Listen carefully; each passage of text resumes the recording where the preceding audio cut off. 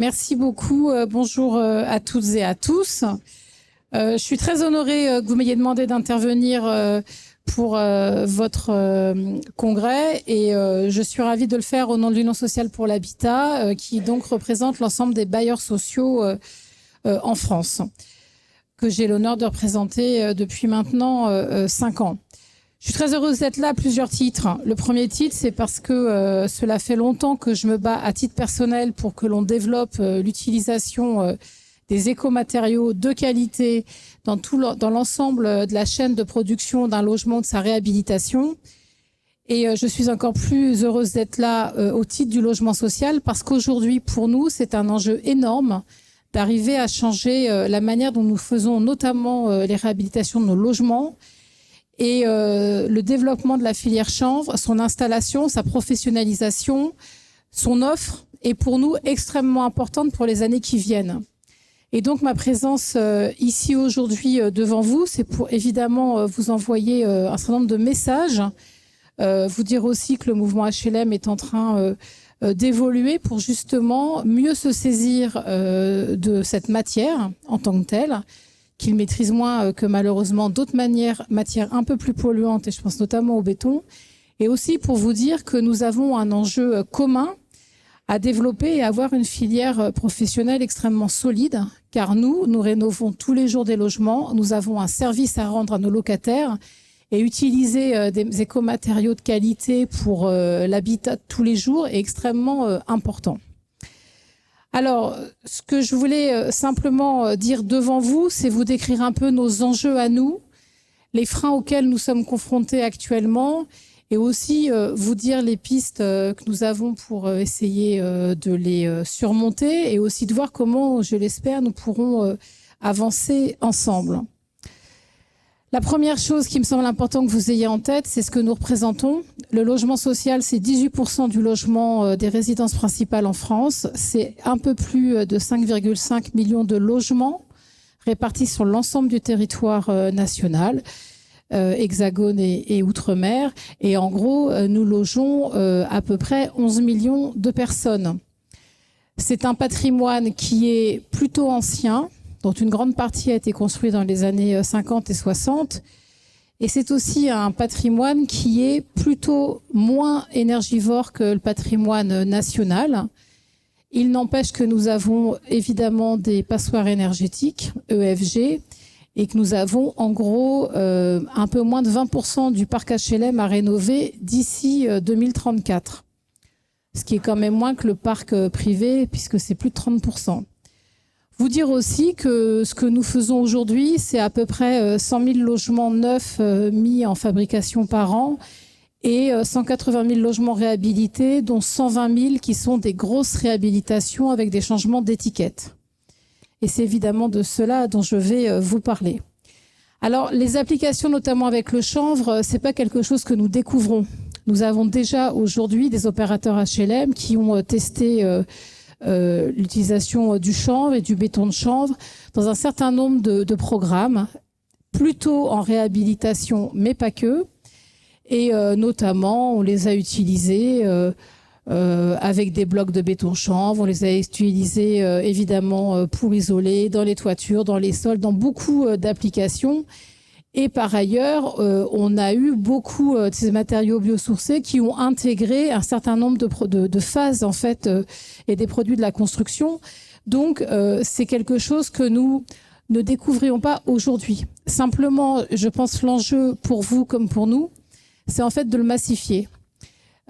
Parce qu'il y a un progrès qui a été fait, qui est réel sur l'utilisation des écomatériaux.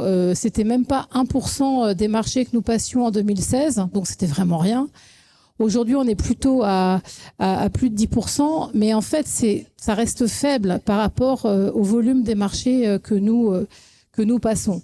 Et pour vous donner un nombre d'idées, aujourd'hui, l'investissement du mouvement HLM dans l'activité de construction et de réhabilitation, c'est, selon les comptes du logement, à peu près 21 milliards d'euros, 11 milliards sur la construction neuve, 10 milliards sur la réhabilitation.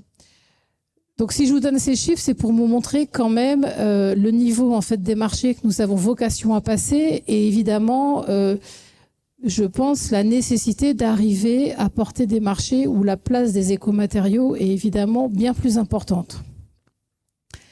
Alors, par ailleurs, ce qui est important pour nous, c'est que d'une part, des réglementations nous poussent quand même à faire des choses plus fortes dans l'utilisation de ces matériaux, puisqu'est mesuré évidemment l'impact environnemental. C'est notamment, vous le savez, sur les questions de réglementation.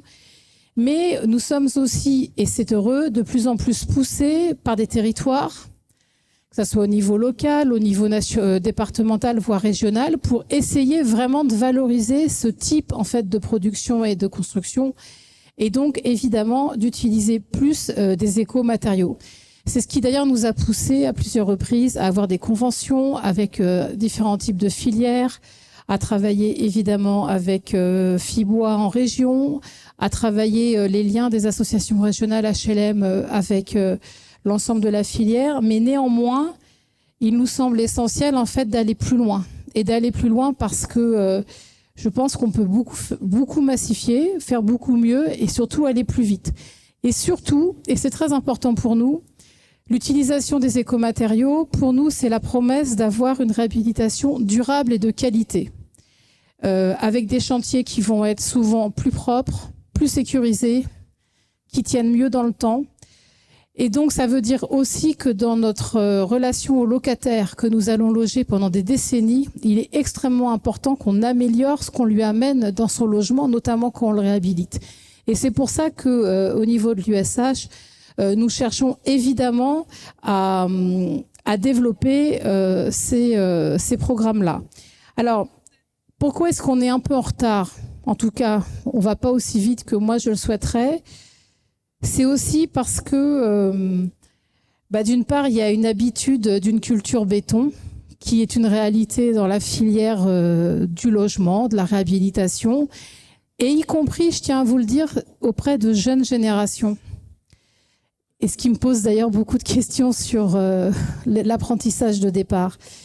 Et ce poids de cette culture, il est problématique. Parce qu'en fait, c'est plus par habitude qu'on utilise tel ou tel process, qu'on fait tel ou tel marché, qu'on travaille avec telle ou telle entreprise.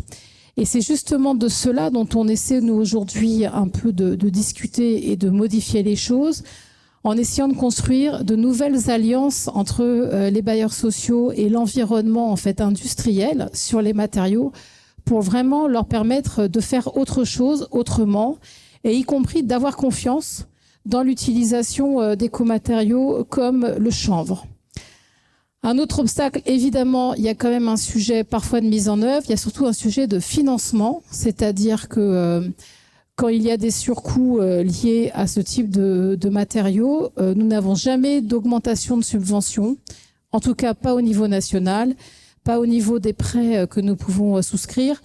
De temps en temps, quelques soutiens locaux par des subventions, mais qui sont vraiment pas à la hauteur des besoins. Et je pense que c'est quand même un problème aujourd'hui de ne pas soutenir financièrement une filière qui a un impact environnemental beaucoup plus intéressant, évidemment, que des matières qui ne sont pas biosourcées.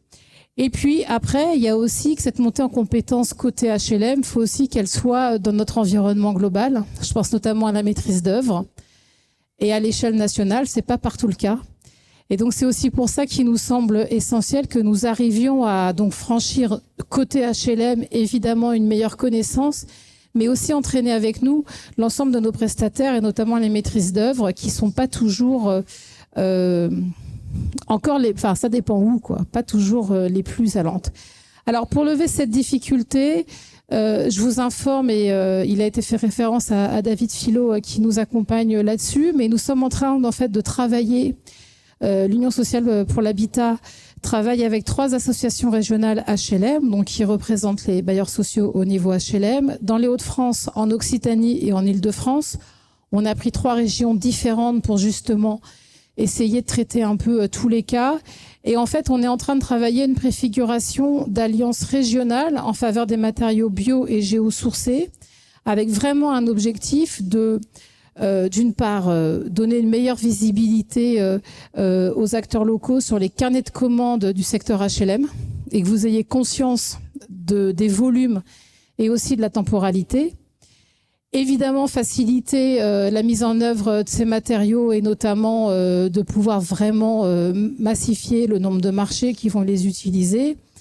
Et puis de sécuriser quand même la maîtrise d'ouvrage et notamment de bien s'assurer de la maîtrise du cadre réglementaire et dans le montage d'opérations pour pas qu'il y ait de déconvenues. Parce que on est encore parfois dans des démarches un peu pionnières et c'est vrai que ça peut aujourd'hui être difficile pour certains organismes HLM qui ne maîtrisent pas bien dans leurs équipes ces montages d'opérations c'est pas qu'ils sont plus difficiles, tout simplement ils sont différents.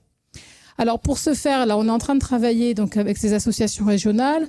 On a aussi rédigé des fiches techniques sur des opérations qui sont déjà existantes, que certains d'entre vous connaissent, que nous avons par ailleurs avec l'USH valorisé notamment lors du congrès HLM qui a lieu chaque année au mois de septembre, pour en fait montrer que certains opérateurs ont déjà été assez loin dans les partenariats. Il y a par exemple évidemment dans l'Aisne l'office HLM de l'Aisne qui a travaillé avec les producteurs notamment de matériaux broussanciers en direct. Il y a Maisons et Cités sur le patrimoine minier qui essaie de multiplier et de massifier l'utilisation de béton chanvre avec 2 méthodes différentes pour l'ensemble du patrimoine du Nord-Pas-de-Calais et enfin du Nord et du Pas-de-Calais.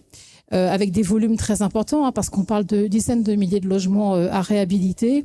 Mais c'est aussi des bailleurs qui commencent à vouloir, y compris dans des immeubles neufs, utiliser ces matériaux pour faire des démonstrations qu'on peut construire, y compris autrement, et pas simplement sur les volumes de réhabilitation.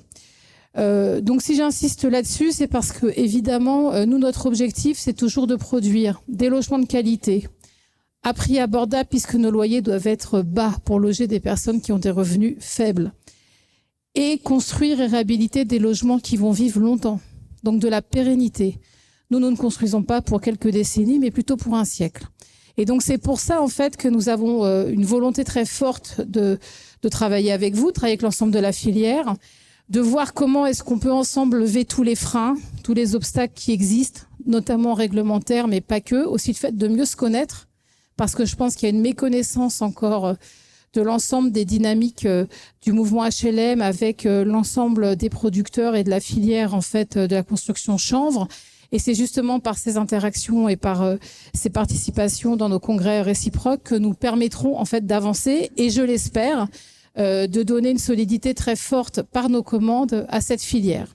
Je vous remercie pour votre attention et je vous souhaite une bonne fin d'après-midi.